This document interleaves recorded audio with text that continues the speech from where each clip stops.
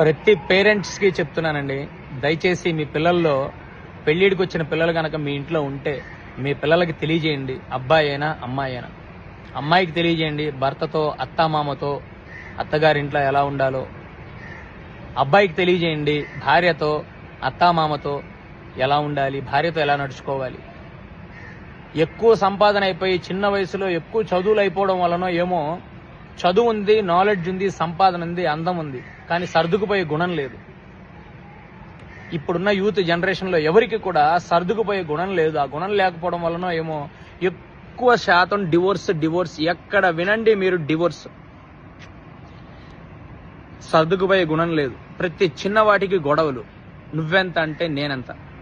దయచేసి ప్రతి ఒక్కరికి రిక్వెస్టింగ్గా చెప్తున్నానండి, భారతదేశంలో అత్యధికంగా యూత్ ఉన్నారండి. పెళ్లిళ్ళు చేసుకొని గొడవలు పడి విడిపోతే ఎవరికి నష్టం అండి? మీకే నష్టం. ఆలోచించండి. రాంగ్గా మ్యారేజ్ చేసుకోకండి థాట్స్తో.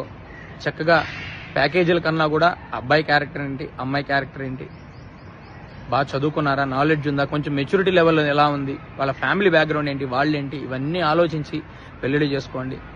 పేరెంట్స్ మీ పిల్లలకి దయచేసి ఇంజెక్ట్ చేయడమ్మా, నూరిపోయండి. భార్యతో ఎలా ఉండాలి, భర్తతో ఎలా ఉండాలి, అత్తామామతో ఎలా ఉండాలి, ఆడపడుచులతో ఎలా ఉండాలి, భార్య తరపు వాళ్ళతో ఎలా ఉండాలి.